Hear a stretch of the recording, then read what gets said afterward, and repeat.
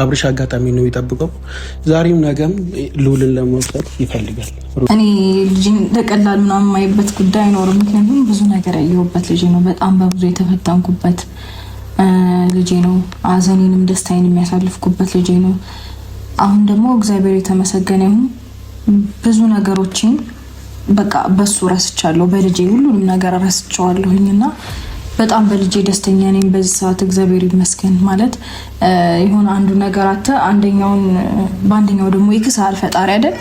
እና እኔም በልጄ በደንብ ክሶኛል። ስለዚህ ማድረግ ያለብኝን መሆን ያለብኝን ሁሉ መክፈል ያለብኝን መስዋዕት በሙሉ ለልጄ ስል መክፈል አይቀርምና ሩትዬ እንግዲህ ዛሬ ደግሞ መታለች ማለት ነው በአዲስ ነገር። እኔ መክፈል ያለብኝን በሙሉ ከፍዬ ልጄ ማንም ጫፉን አይነካብኝም። በልጄ ብዙ ነገሮችን እረስቻለሁ።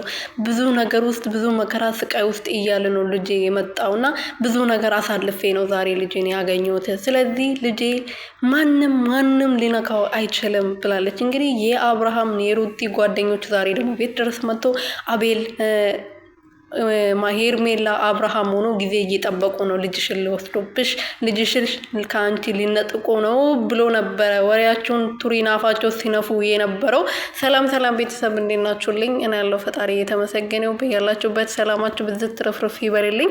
ሩትዬ እንግዲህ ከጓደኞቿ ጋር ብቅ ብላለች። ዛሬ ደግሞ በማታው አብርሃም ልጅሽን ሊወስድ ነው፣ ጥንቃቄ አድርጊ፣ ቀን እየጠበቀ ቀን እየቆጠረ ነው ልጅሽን ሊወስድ ብለዋታል። ሩትዬ ደግሞ እኔ በልጄ ድርድር አላቅም፣ ፈጣሪ በልጄ ነው የካሰኝ፣ ብዙ ነገሮችን ረስቼበታለሁ። አሁን ያለሁበትን ችግሬን ራሱ በልጄ ነው እየረሳ ያለሁት። ልጄ ለእኔ ደስታዬ አለሜ ነው እና ልጄን ለማንም ቆሻሻ አሳልፌ አልሰጥም ብላለች።